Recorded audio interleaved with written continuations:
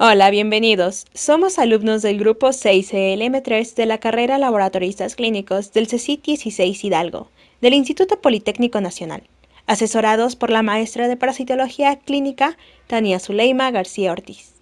En esta sección hablaremos de los nemátodos. Comencemos. Bueno, vamos a dar inicio con este parásito que es Ascaris de lumbricoides. Es un parásito que pertenece al filo de nemátodos y realmente es un parásito muy interesante que si no lo has escuchado seguramente te vas a ser conocido con las imágenes que vas a ver.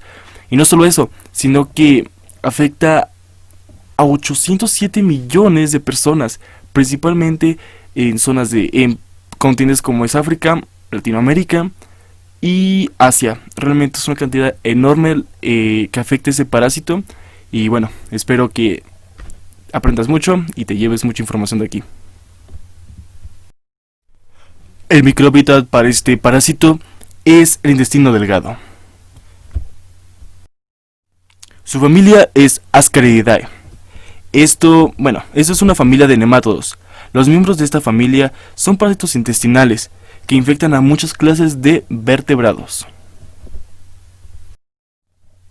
Medio de transmisión. El medio de transmisión de este parásito es a través de la ingesta de alimentos y bebidas que son contaminadas con huevos embrionados que contienen dentro una larva. Para que los huevos sean infecciosos deben pasar primero por un tiempo en el suelo. Aquí en la imagen podemos ver que este huevo, dentro del huevo se ve como una lombriz, como una viborita. Esto es un huevo embrionado. Más adelante verán que hay otros tipos de huevos de este mismo parásito que realmente son distintos al que estamos viendo en la imagen. Fase infectante. La fase infectante es el huevo embrionario. Una vez que la persona ha ingerido este huevo, a partir de aquí empieza su ciclo biológico, ya que las larvas son liberadas del huevo y a través del torrente circulatorio alcanza otros órganos, como son los pulmones y el corazón. Fase patógena. Su fase patógena es la larva hembra o la larva macho. En esas imágenes podemos ver que la hembra siempre terminará en punta y el macho, así que el extremo posterior termina como curviado. A simple vista se puede notar ligeramente que la hembra es más grande que el macho, y es que esto así va a ser siempre. La hembra siempre va a ser más grande que el macho. Llega a medir de 20 a 35 centímetros la hembra y el macho de 15 a 30 centímetros. Sin embargo, realmente el macho igual sigue siendo muy grande, así que cuidado con ambos. Huésped intermediario. No hay ningún huésped intermediario para este parásito. Es un parásito de ciclo directo, así que solo necesita el huésped definitivo para continuar su ciclo de vida. Huésped definitivo. El huésped definitivo es el ser humano. Lamentablemente también se han presentado casos donde afecta a perros y gatos. El ciclo de vida de Ascaris lumbricoides es directo. Este inicia cuando la persona ingiere huevos embrionados de la larva infectante. Una vez ingeridos, estos viajan al duodeno y ahí son liberados por los jugos gástricos para poder penetrar la mucosa duodenal. Llegan a la circulación portal para después dirigirse al hígado. Migran a los pulmones para poder llegar a los capilares pulmonares. Y ahí es donde las larvas invaden a los alvéolos y bronquios hasta llegar a la faringe, donde son deglutidos, volviendo así al duodeno para terminar su proceso de maduración. Etapa de desarrollo. Adulto. En esta etapa de desarrollo tenemos al macho y la hembra. El macho mide entre 15 y 30 centímetros, mientras que la hembra llega a medir de 20 a 40 centímetros. El extremo posterior del cuerpo de la hembra es recto, mientras que el del macho es curvo y presenta dos espículas copulatrices, subterminales de naturaleza quintosa. Etapa de desarrollo, huevo. Aquí podemos encontrarnos con dos tipos de huevo, el huevo fértil y el huevo infértil. En el caso del huevo fértil, es que tienen tres capas. Tienen la capa interna, la capa media y la capa externa. En el caso del huevo que es infértil, tenemos que esos huevos se dan a partir de que no fueron aparados por un macho. Es por eso que realmente se nota mucho la diferencia entre un huevo fértil y un huevo infértil. La enfermedad causada por este parásito es conocida como ascariasis, una enfermedad rara y que afecta al gran número de personas. En esas imágenes podemos ver cómo aquí está el parásito, que es a veces lo que retiran dentro ya del intestino.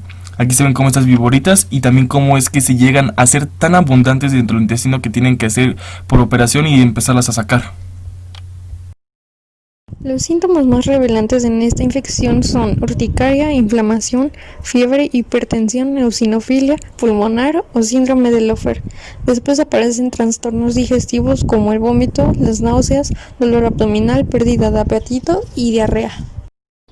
El diagnóstico de la ascariasis se realiza por la detección de huevos de heces evaluados bajo un microscopio o por la observación de gusanos que emergen de la nariz o de la boca. A veces pueden hallarse larvas en el esputo durante la fase pulmonar. Tratamiento. Les mencionaré los fármacos que se usan para combatir este parásito. Sin embargo, les recomiendo que mejor vayan al doctor y les dé un diagnóstico mejor y un tratamiento más eficaz.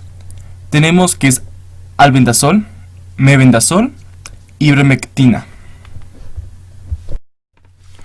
Importancia en nuestro medio. Se dice que cerca de 800, y según la OMS dice que más de 1.000 millones de personas son infectadas por ese parásito. Sin importar las cifras, realmente son cifras muy elevadas y que hay que tomar importancia. Hay que tomar la importancia en la higiene, ya que se da en todos los países del mundo y principalmente en zonas donde la higiene es poca, es precaria. Hay que tomar medidas muy importantes de higiene, inclusive en nuestras zonas de trabajo. Hay que revisar que cuenten con las medidas de higiene adecuadas, que también tengan un suelo y superficies fáciles de limpiar y de desinfectar, que cuenten con la disponibilidad de agua, jabón y lavabos, al igual que algún lugar específico para poner alguna ropa, algún equipo que pudiera estar infectado por ese parásito. Hay que tomar importancia y sobre todo tomar grandes medidas con la higiene. De esta forma podemos prevenir y eliminar ese parásito. A continuación veremos un video de Ascaris lumbricoides. En este caso es una operación a un niño lamentablemente de 5 años. Cuando este parásito es tan abundante ya que se ha acumulado y se ha reproducido tanto este parásito dentro del intestino, es imposible que se quite con una simple pastilla, con un fármaco. De esta forma es cuando interviene ya hasta niveles quirúrgicos para eliminar y sacar todas estas lombrices, todo este parásito que realmente es pues nada agradable. Y les recuerdo que por favor tengan una higiene, cuídense mucho. Y bueno, este video ya saben que es para retroalimentar y aprender mucho.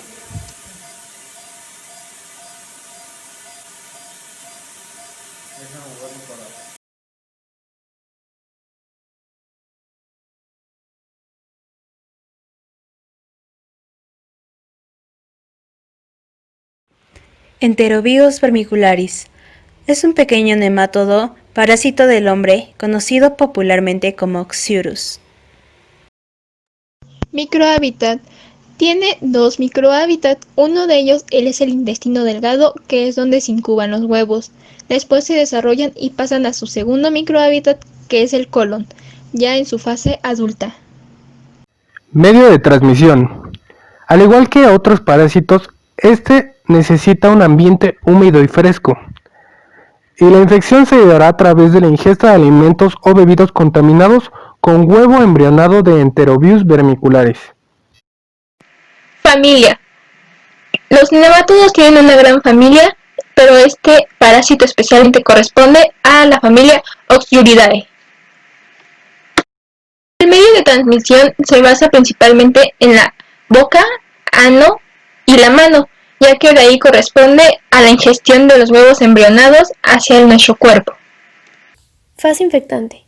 Huevo embrionario, el cual entra por la vía oral y son depositados en los pliegues perianales. Fase patógena. Larva adulta. Estas emergen en el intestino delgado, desplazándose desde allí hasta el intestino grueso, y ahí es donde asientan y maduran. Enterobius vermicularis no tiene huésped intermediario y su huésped definitivo son los humanos. Ciclo biológico. El ciclo biológico de este parásito es particularmente sencillo, pues no consta de muchas fases. La primera va a ser la ingesta vía oral o vía nasal de huevecillos larvados. Estos huevecillos larvados van a viajar hacia el intestino delgado, en donde van a eclosionar. Ya eclosionados, las larvas van a viajar hasta el intestino grueso y se van a colocar en el duodeno, en donde llevarán a cabo otro proceso. Y este será el proceso de maduración. Ya maduras, las larvas hembras van a salir a la región perianal a depositar sus huevecillos ahí. Pueden depositar de 1 a 1000 huevecillos por día. Estos huevecillos van a madurar y se van a convertir en huevos larvados muy rápidamente, pues las condiciones les favorecen demasiado. El ciclo va a terminar cuando el humano se rasque la región perianal por la comezón causada por estos huevos y los lleve a su boca o hacia la nariz y la infección va a comenzar de nuevo.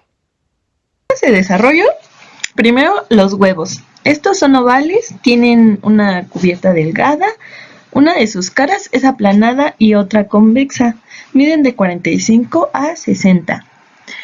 Bueno, los gusanos. Es un gusano blanquecino, delgado, con extremos posterior afilado, curvado en el macho y recto en la hembra. Del macho son de 3 a 5 milímetros de longitud y de 0.1 a 0.2 milímetros de grueso. El extremo superior encorvado a cara ventral. En la hembra es de 8 a 16 milímetros de longitud y 0.3 a 0.5 milímetros de grueso. Sus huevos depositados son de 5.000 a 16.000. Enfermedad. La enfermedad lleva por nombre enterobiasis y esta es causada por una infección por el parásito Enterobius vermicularis. La parte afectada del ser humano es el intestino grueso y la mayoría de los portadores son asintomáticos. Signos y síntomas. La infección causada por el Enterobius vermicularis suele ser asintomática, pero los síntomas que llegan a presentarse es la dificultad para dormir debido al prurito que ocurre durante la noche. La picación intensa alrededor del ano, esta es la más característica de esta infección. La irritabilidad causada por la picación y la interrupción del sueño. Existe igual irritación intensa alrededor del ano por el rascado excesivo. Y si la larva llega a viajar del ano a la vagina, se puede ocasionar una irritación o molestia vaginal. La pérdida del apetito y de peso es poco común, pero puede ocurrir en infecciones severas. Estudios a realizar. Se puede observar en zonas anales los parásitos mayormente en las noches, pues en las noches salen a dejar sus huevecillos a la región perianal. La técnica se realizará con una cinta anal como la marca la técnica de Graham. Entonces, en la zona perianal se va a colocar una cinta y después se colocará en una laminilla para ser observada al microscopio. Tiene más pasos la técnica de Graham, pero a grandes rasgos es eso. Puede tratarse con albendazol, mebendazol, piperacina o más comúnmente con palmoato de pirantel. La prevención incluye ducharse diariamente, lavarse muy bien las manos después de defecar y antes de cada comida para evitar la reinfestación. Importancia en el medio. Este parásito principalmente infecta a los niños menores de 12 años que lo puedan ingerir en alimentos contaminados o la dispersión de huevos tras rascarse el ano, además de que este nemátodo es más común en América. Lo más importante es lavarte las manos, especialmente después de ir al baño o cambiar los pañales de los bebés o antes de manipular la comida, porque esta es la manera más efectiva de prevenir este parásito. A continuación se nos mostrará en este video la enfermedad que produce este parásito llamada enterobiasis y cómo se transmite y la manera en cómo se desarrolla en nuestro organismo. Caso: mujer de 67 años, G3P3, con menarquia a los 14 años y menopausia a los 54 años. Antecedentes de colecistectomía, diabetes en tratamiento con antibióticos orales, HTA en tratamiento con fosinopril, obesidad, dislipemia y artrosis de cadera derecha. Consulta por picores. En la exploración se observaron genitales atróficos, Se apreciaron 2 ocirios en el perine, se tomó una muestra para citología cervicovaginal informada de atrofia. En la ecografía vaginal se observó un útero atrófico, el endometrio era de 2 milímetros y los ovarios no eran visualizables. Se trató con Pirantel 6 comprimidos en una sola cápsula.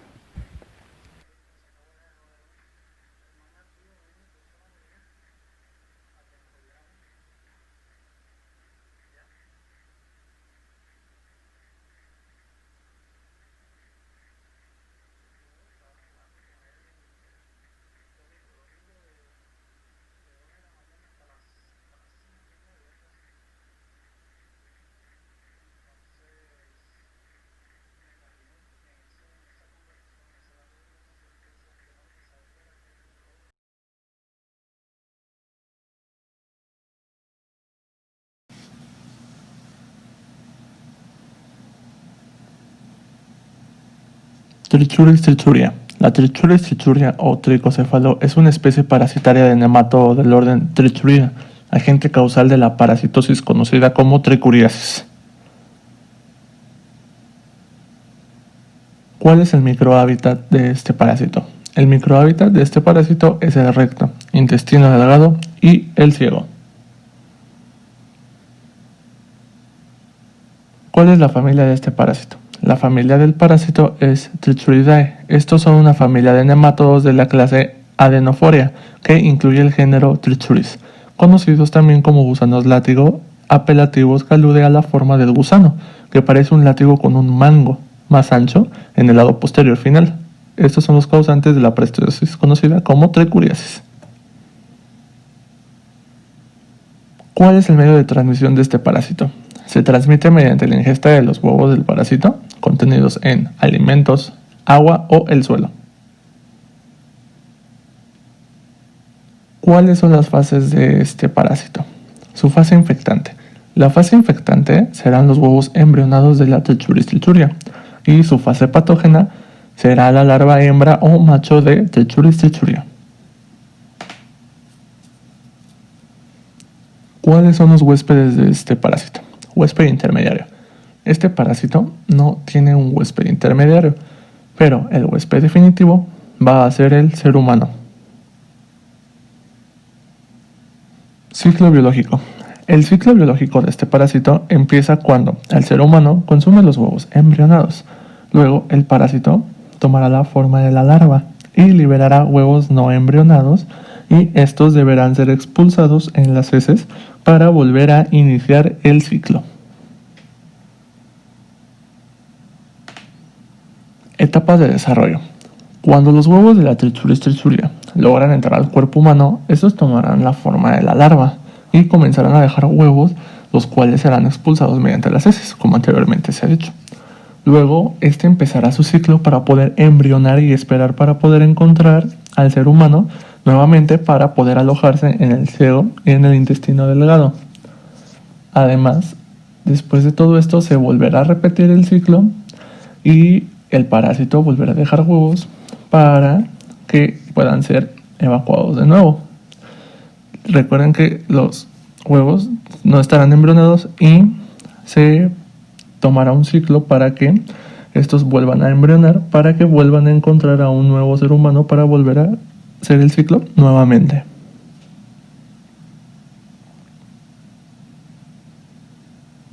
¿Cuál es la enfermedad que causa este parásito? La enfermedad causada por este parásito es la tricuriasis y esta es una infestación en el intestino. ¿Y qué síntomas causa este parásito y la enfermedad? Ok, los síntomas van desde dolores abdominales, diarreas con sangre o con moco, prolapso rectal, malnutrición y déficit neurológico.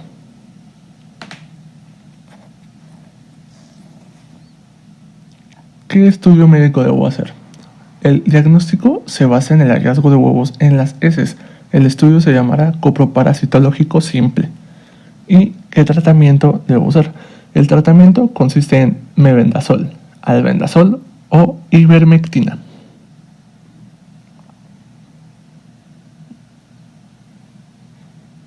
¿Qué importancia tiene en nuestro medio? La Trichuria strichuria se encuentra comúnmente en las áreas del trópico en las cuales no se tiene un nivel de sanidad muy amplio.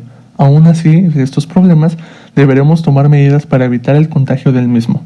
En nuestro medio es presencial evitar aumentar la tasa de contagios en nuestra localidad.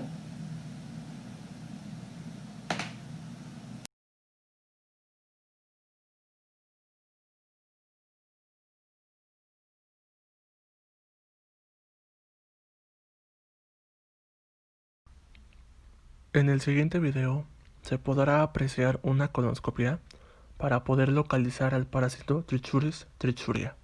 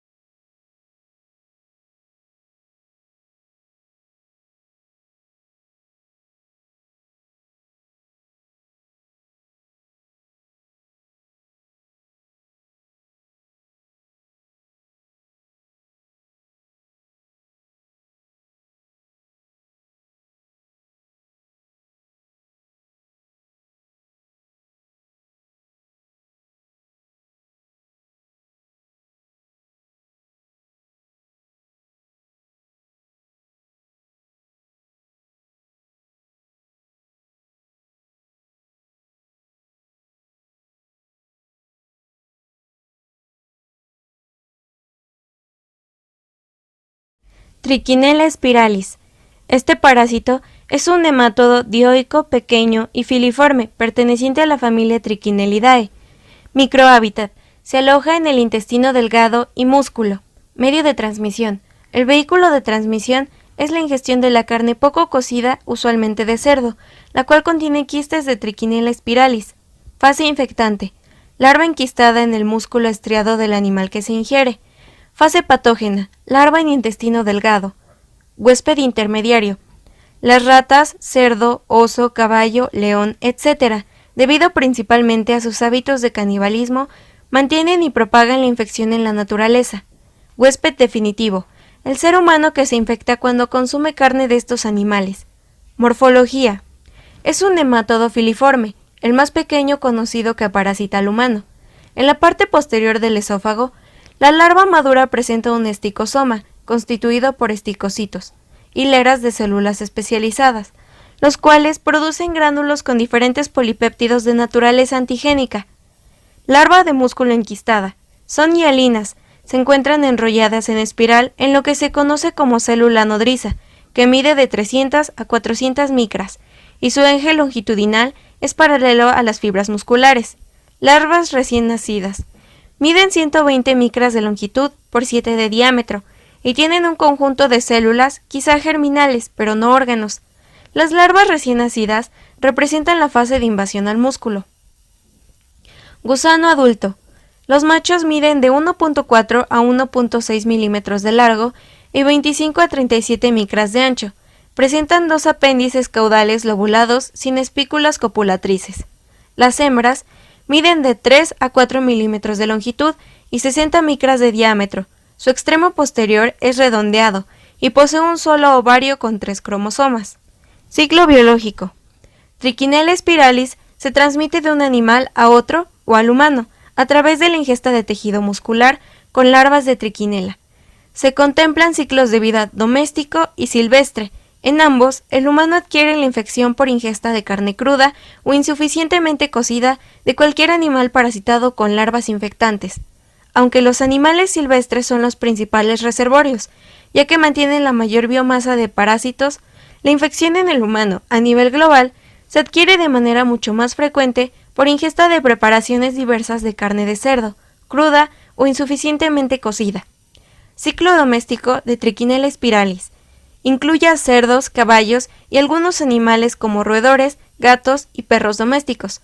Las formas infectantes, las larvas enquistadas, son adquiridas por estos animales cuando son alimentados con desperdicios cárnicos contaminados a través de la ingesta de roedores infectados o por canibalismo. Ciclo silvestre. Se desarrolla cuando los hospederos, osos negros, jabalíes, gatos monteses, pumas, animales marinos como morsas, osos polares, entre otros carnívoros, ingieren la carne contaminada de sus presas o carroña. El humano, al cazar estos animales, puede infectarse, así como sus perros, cuando se les ofrece porciones de esa carne. Se considera que en varios países la infección humana proviene de la ingesta de carne de animales tales como jabalí y oso. Un solo hospedero alberga las formas adultas y las larvas en dos fases.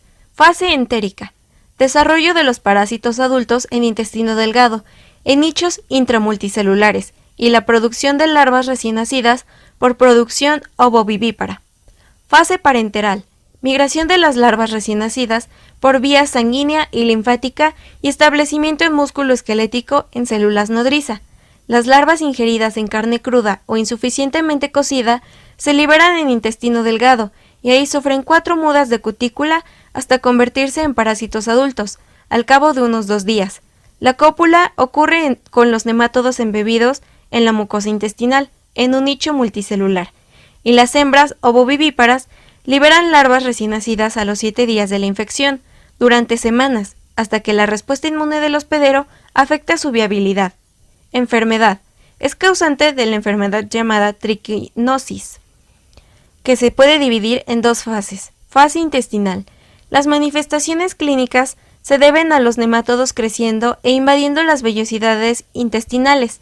El cuadro clínico varía, dependiendo de la dosis infectiva, la susceptibilidad del individuo y posiblemente la especie de trichinela. En las infecciones severas pueden presentarse signos y síntomas intestinales en el transcurso de una semana de la ingesta de carne contaminada con larvas. Los datos habituales consisten en dolor abdominal, diarrea, malestar general, hiporexia, que persisten durante algunos días. Fase sistémica o muscular. Ocurre transcurridas de 1 a 2 semanas de la infección, pero es posible que se manifieste hasta 4 o 6 semanas después, cuando se han acumulado un mayor número de larvas en los músculos. El cuadro clínico característico incluye fiebre elevada, edema periorbital, mialgias, cefalea, fiebre, erupciones cutáneas, rigidez muscular y fatiga. Signos y síntomas más relevantes. Estos dependen de la carga parasitaria.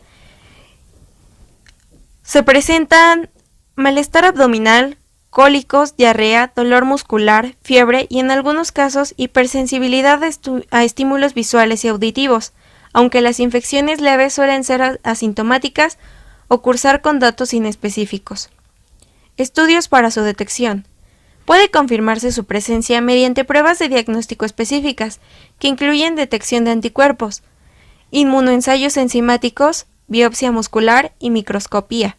También se usa leucocitosis con eosinofilia elevada de 5 al 90%, ya que en todos los casos se presenta eosinofilia temprana, antes del desarrollo de la aparición de las manifestaciones clínicas características. También se presenta un incremento en los niveles de enzimas musculares. Se puede usar una biopsia de baja sensibilidad y de alta especificidad, aunque es poco utilizada. Tratamiento. El mebendazol se puede usar para tratar infecciones en los intestinos. De la misma manera, el tiabendazol puede ser utilizado en estadios tempranos de la enfermedad. No existe tratamiento específico para la triquinosis una vez que las larvas hayan invadido los músculos. Los analgésicos pueden ayudar a aliviar el dolor muscular. Importancia en el medio. Es de gran importancia, ya que por nuestros hábitos alimenticios debemos tomar las medidas necesarias al momento de consumir productos cárnicos que puedan transmitir este parásito y causarnos esta enfermedad. A continuación, se presentará un video sobre la triquinosis. Bueno, la triquinosis es una enfermedad parasitaria transmitida por los alimentos. Los alimentos que pueden producir la enfermedad en el hombre son aquellos que se consumen crudos, sobre todo carne de cerdo, carne de presas de caza, jabalí, puma. Al no tener cocción en el alimento, las larvas que producen esta enfermedad van a llegar vivas al estómago del hospedador. Allí van a hacer un ciclo en el intestino y van a llegar a parásitos adultos. ¿Qué consecuencia tiene esto para el animal? Por ejemplo, los cerdos no muestran ningún síntoma, ningún signo que nosotros podamos reconocer como que tienen esta enfermedad. Pero en las personas hay muchos síntomas. Por ejemplo, puede haber diarreas en la primera fase de la enfermedad, puede haber fiebre, luego cuando las larvas llegan a los músculos, dolores musculares muy intensos. Los métodos diagnósticos para detectar la triquinela se pueden enmarcar en dos grandes grupos, los directos y los indirectos. Dentro de los métodos directos, en donde lo que se busca es evidenciar la presencia del parásito en el tejido muscular, podemos hablar de la triquinoscopía y de la digestión artificial. La triquinoscopía es un método que se usaba antiguamente, hoy cayó en desuso. La otra técnica es la de digestión artificial, que la técnica de digestión artificial lo que intenta hacer es in vitro lo que sucede en el estómago. Lo que se hace es la digestión del músculo que contiene esos quistes y favorecer la liberación de las larvas. Ahí lo que obtenemos es la larva liberada y posteriormente la podemos observar en el microscopio. La digestión artificial es la única técnica aprobada a nivel mundial para liberar carne al consumo humano. Desde INTA brindamos el servicio de diagnóstico para aquellos productores que se vean imposibilitados de pasar por un frigorífico habilitado y bueno, de esta manera brindar al resto de la comunidad un alimento sano y controlado fundamentalmente.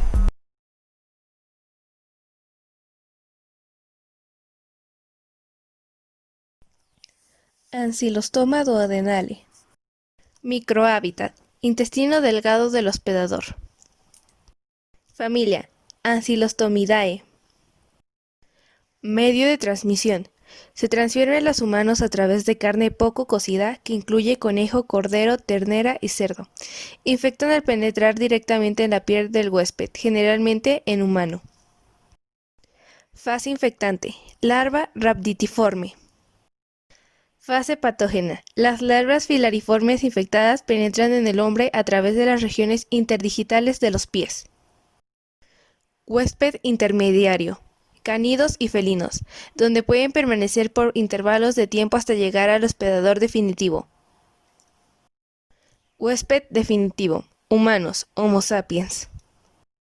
Ciclo de vida.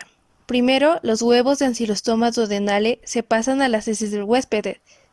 En segundo lugar, el embrión pasa y se desarrolla dentro de las heces.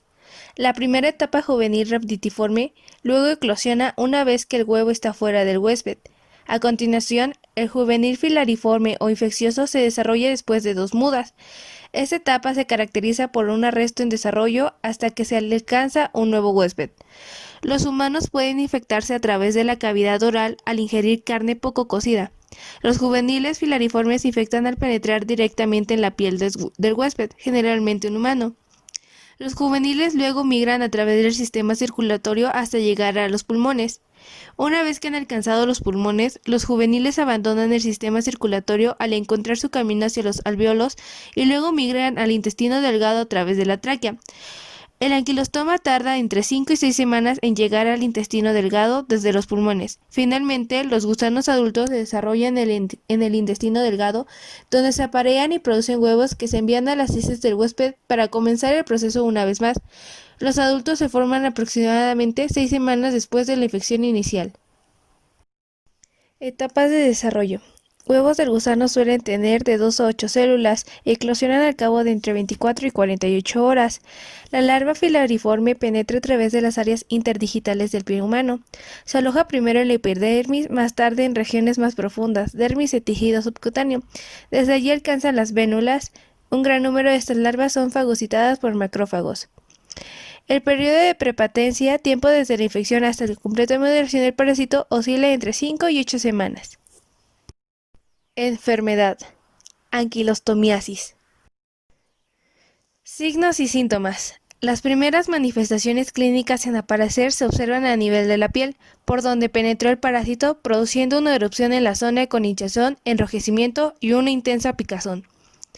Cuando los parásitos alcanzan los pulmones, pueden desencadenar fiebre, disnea y tos. Posteriormente, presentan dolor abdominal, náuseas, diarrea y pirosis como consecuencia de la llegada del parásito al intestino. El signo fundamental que caracteriza a esta enfermedad es la anemia, que produce por la persistente pérdidas sanguíneas a nivel intestinal, palidez y fatiga.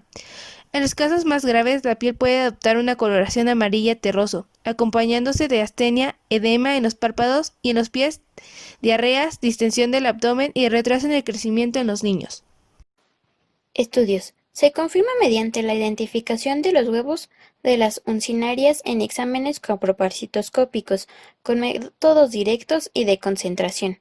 La técnica cuantitativa de Kato-Katz es una referencia utilizada a nivel mundial para evaluar la morbilidad, prevalencia, transmisión y en programas de vigilancia y control.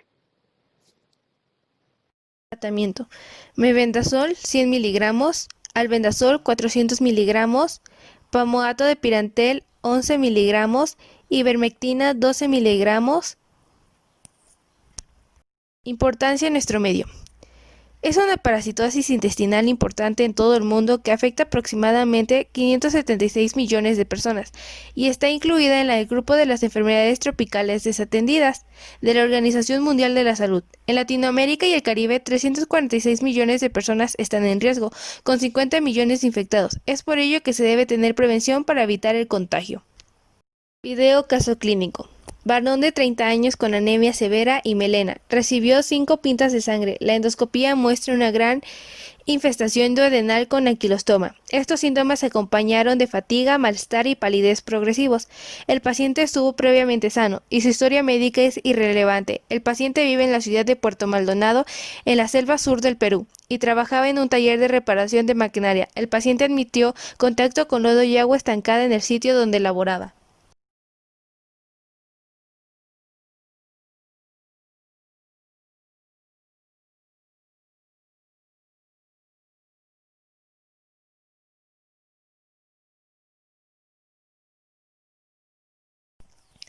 Ancilostoma duodenale.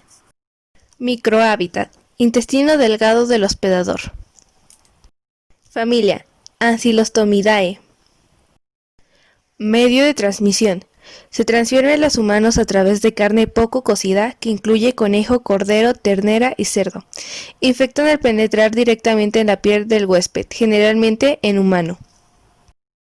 Fase infectante: larva rhabditiforme. Fase patógena: las larvas filariformes infectadas penetran en el hombre a través de las regiones interdigitales de los pies. Huésped intermediario: cánidos y felinos, donde pueden permanecer por intervalos de tiempo hasta llegar al hospedador definitivo. Huésped definitivo: humanos, Homo sapiens. Ciclo de vida: primero, los huevos de Ancilostoma duodenale se pasan a las heces del huésped. En segundo lugar, el embrión pasa y se desarrolla dentro de las heces. La primera etapa juvenil rhabditiforme luego eclosiona una vez que el huevo está fuera del huésped. A continuación, el juvenil filariforme o infeccioso se desarrolla después de 2 mudas. Esta etapa se caracteriza por un arresto en desarrollo hasta que se alcanza un nuevo huésped. Los humanos pueden infectarse a través de la cavidad oral al ingerir carne poco cocida.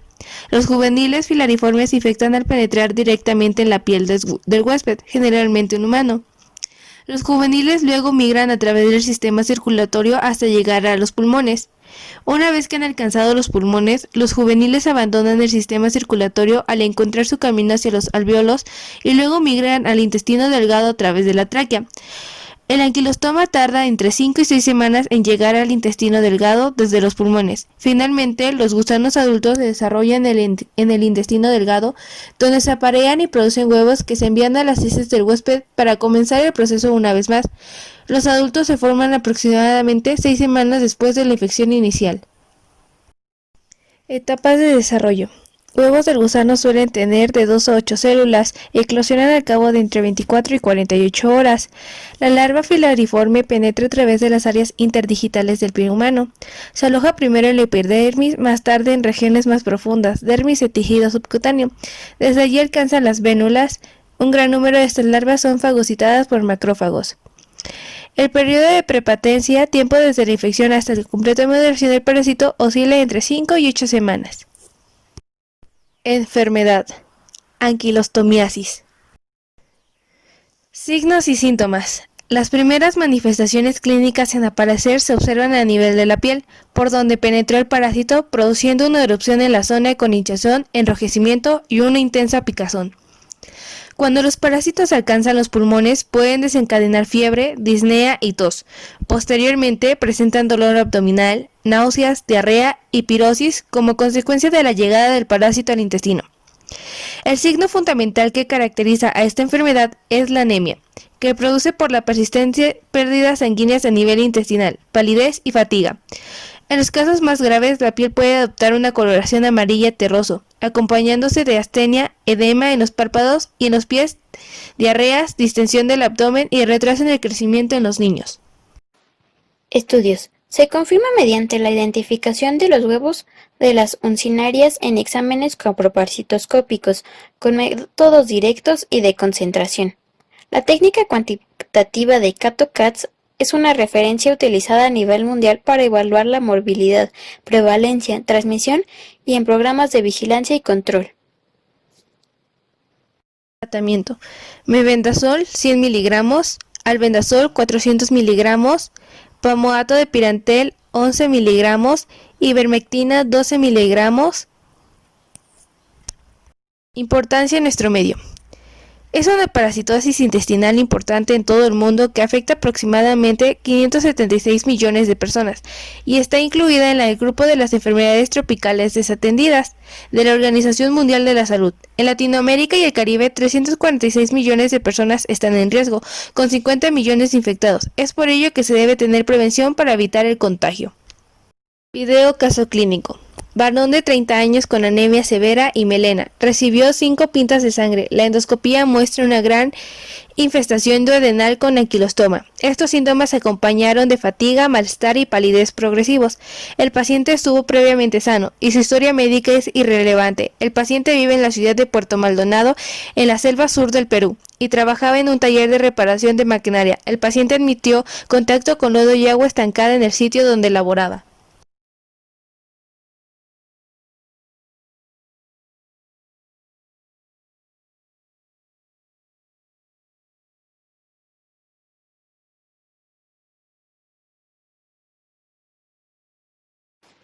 Necator americanus.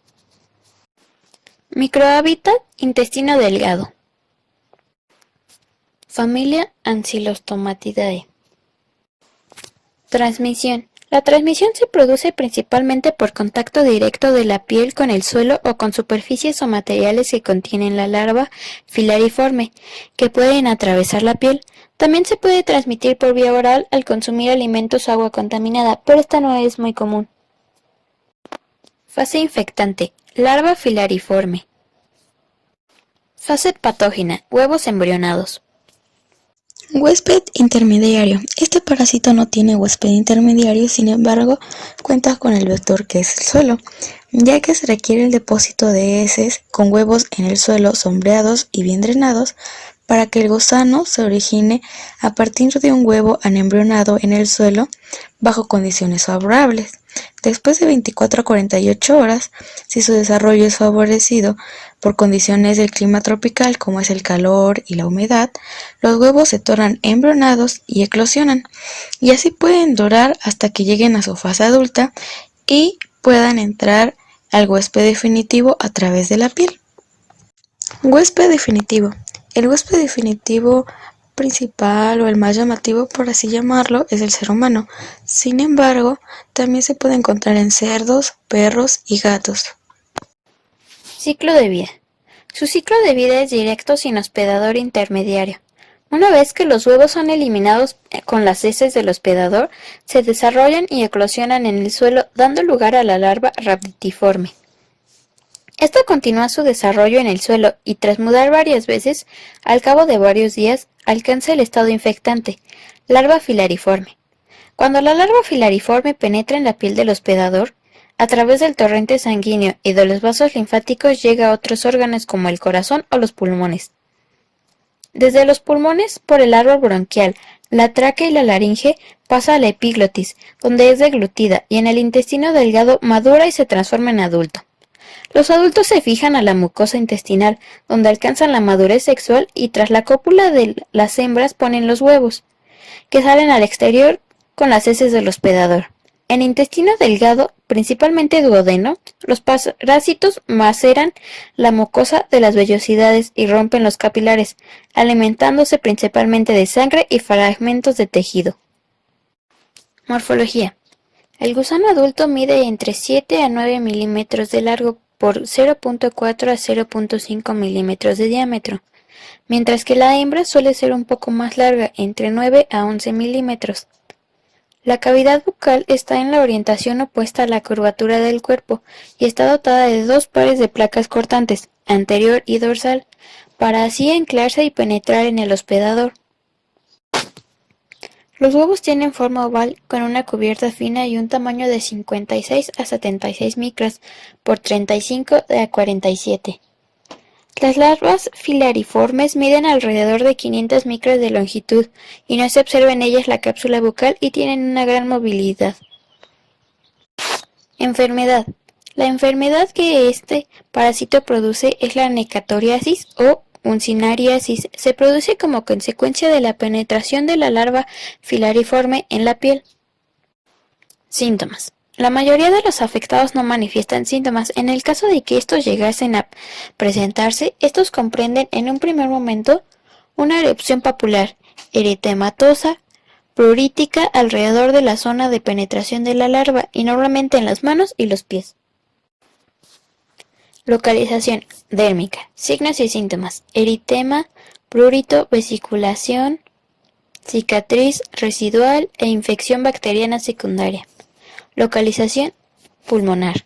Signos y síntomas. Síndrome de Loeffler o neumonitis eosinofílica, bronquitis, neumonía, eosinofilia local.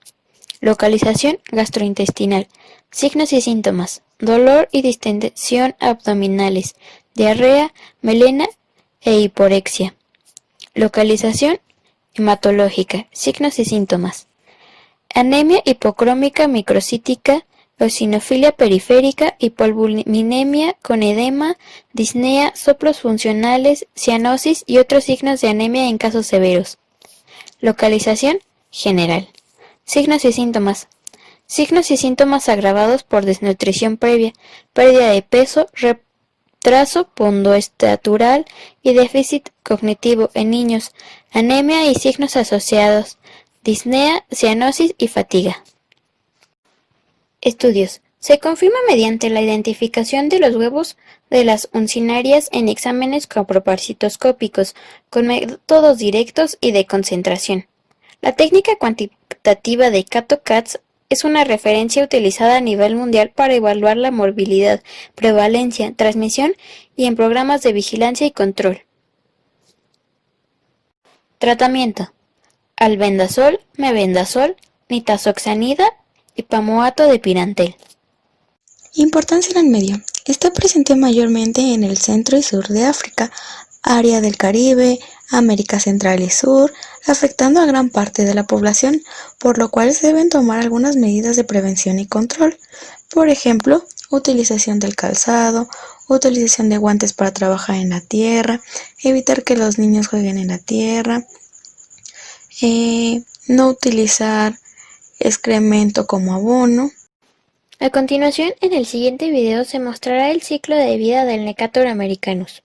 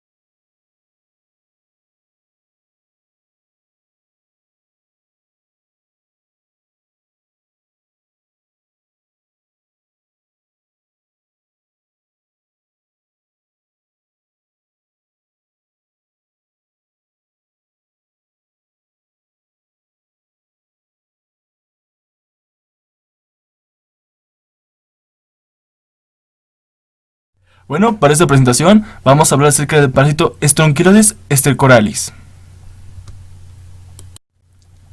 Este parásito vive principalmente en la mucosa de nuestro intestino delgado. Sin embargo, donde se viene a quedar principalmente es en el duodeno y en el yeyuno. Aquí les dejo unas imágenes donde está ubicada esas partes de nuestro cuerpo. Pertenece a la familia Strongyloididae. Medio de transmisión.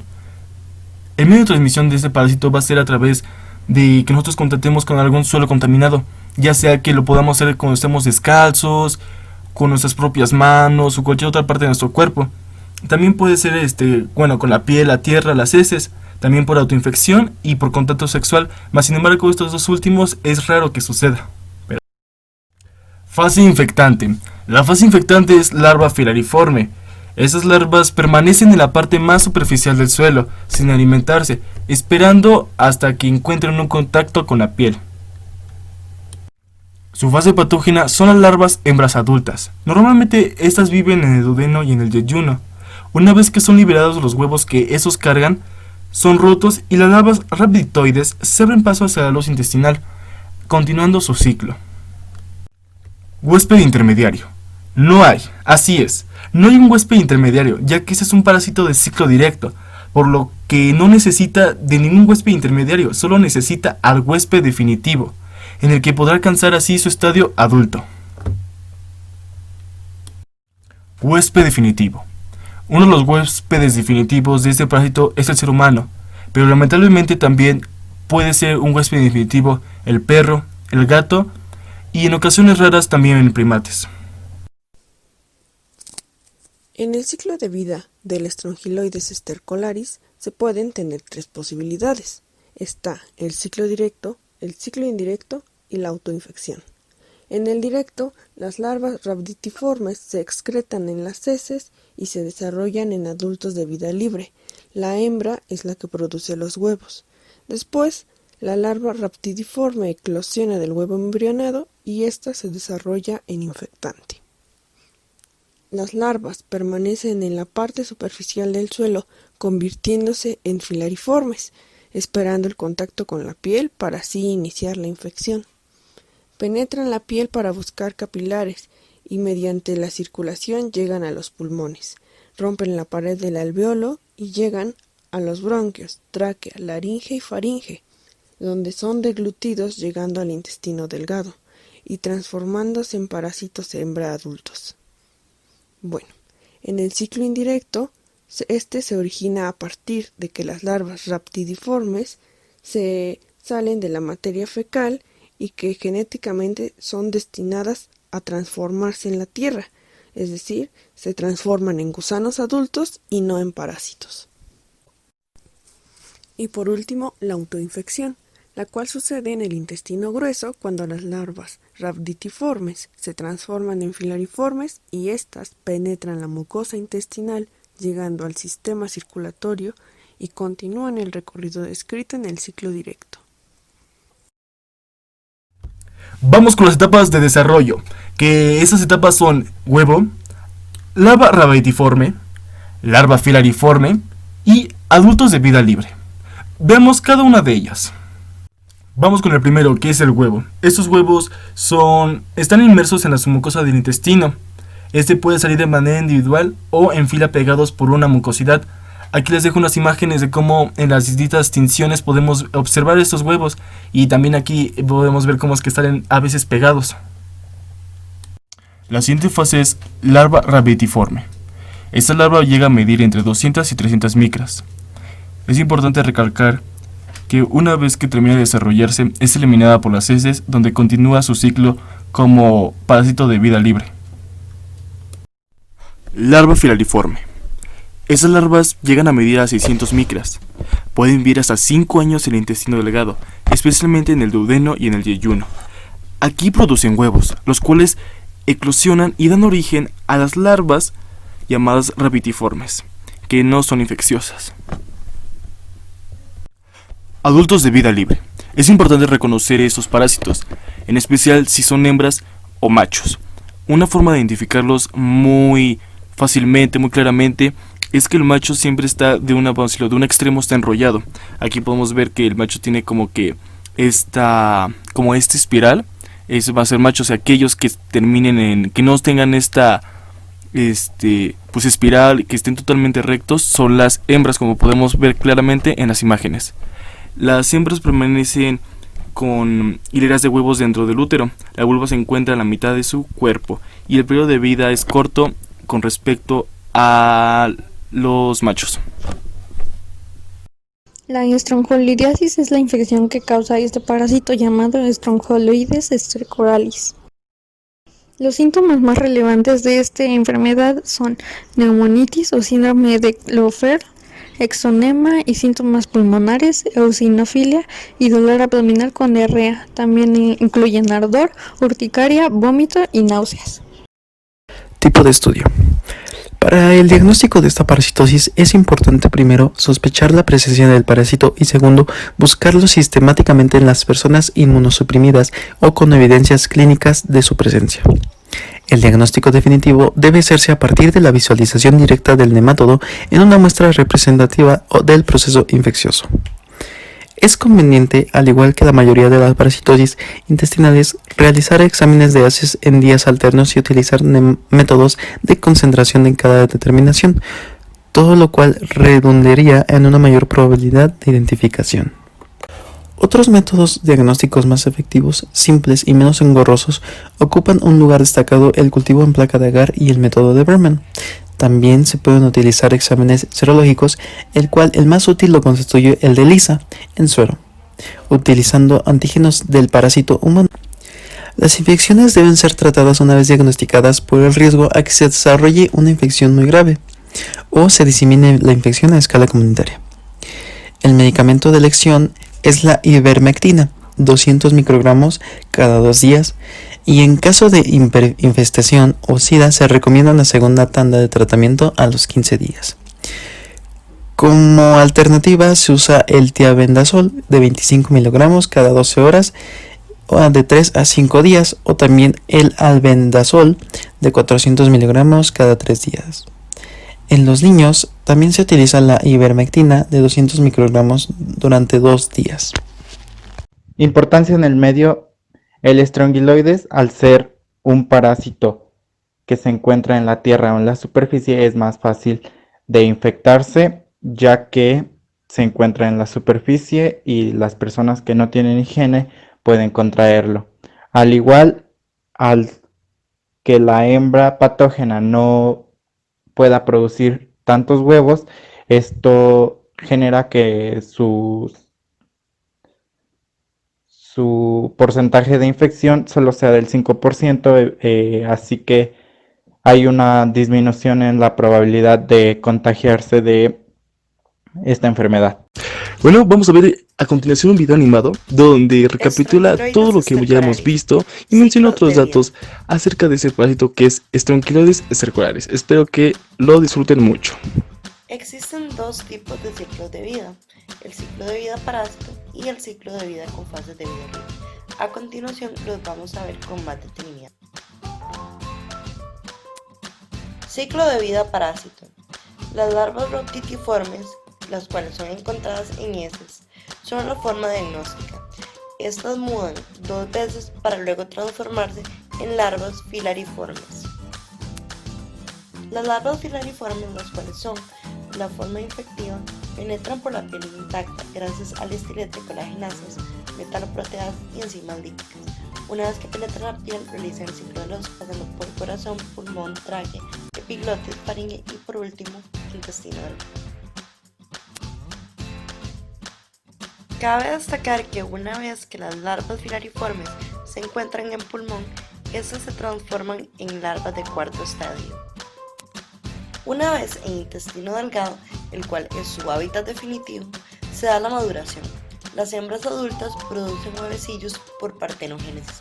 Estos eclosionan rápidamente, dando lugar a las larvas rotitiformes encontradas en heces. Ciclos de vida con fases de vida libre. Si las larvas rotitiformes encontradas en heces entran en contacto con suelos húmedos y sombreados, estas mudan en larvas rotitiformes 2, 3 y 4, para luego madurar en las formas adultas de vida libre como machos o hembras. Una vez finalizado el proceso de maduración de las formas de vida libre, se da la oviposición de huevecillos, los cuales eclosionan para dar lugar a las larvas raptitiformes, las cuales mudan 2 veces dando lugar a las larvas filariformes, las cuales atraviesan la piel y migran al tejido. Autoinfección es una característica de estrongiloides estercorales. Existen 2 tipos. La autoinfección endógena es cuando algunas larvas raptitiformes se transforman en larvas filariformes a nivel del intestino grueso penetrando las mucosas, mientras que la autoinfección exógena está asociada a la penetración de larvas filariformes a través de la región perianal.